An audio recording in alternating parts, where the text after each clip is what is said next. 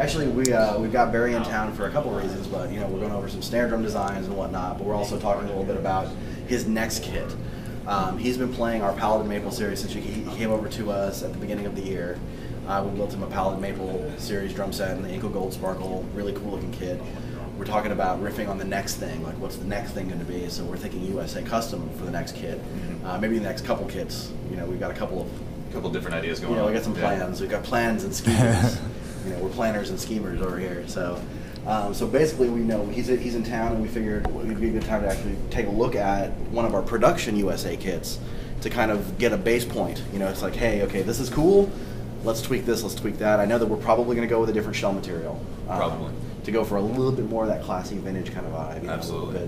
Because more the maple mahogany thing. I like the vintage stuff. Yeah, cool. We're going to go with something super punchy and dark and really classy. We're going to take the class level way up.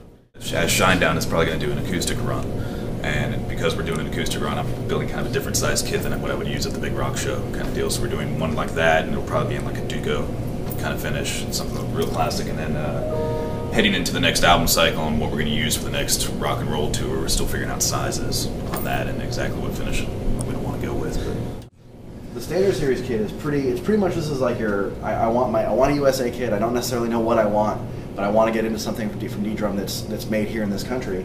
So it's almost a little bit of a hybrid, because we basically took our Dios bullet lugs, which are on one of our high-end Taiwanese kits, and applied it to a USA shell. So all the shells are finished in our USA shop in Vancouver, Washington, formerly Portland, Oregon. And they're done with the same edges as anything custom that you would buy from us. So it's definitely still our formula in that regard. But what we did is we have a little bit less expensive finish on the shells. We have the Taiwanese hardware that we utilize, and then it comes with USA heads, in this case from Evans.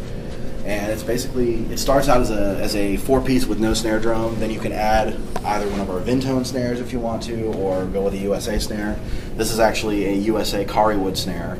One of our, again, same type of idea with that snare drum. It's not super expensive, and allows you to get into a USA snare drum without breaking the bank. Right. So, and that's kind of the thing is, people want stuff made here. That's a big thing that's going on right now, and we're as capable of doing that as any of the other major drum companies. So cool. I think it's really cool that we'll end up having Barry out on one, because it's just going to forward that.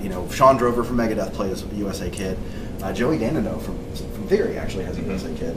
So there's a few of them out there on the big shows, but these guys, they do probably the biggest rock show of the year this year, and it's only going to keep getting bigger. So we want to showcase not only sort of the classy, cool ideas that Barry has and we have, but to just be able to put that kit on a really big stage and show it to the world. I'm very confident in what we're capable of doing, and I want to show that to everybody.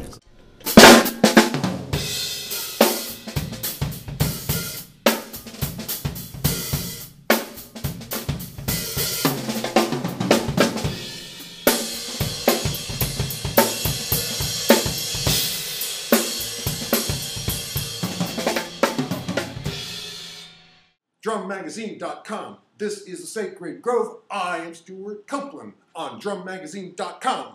For more videos like this,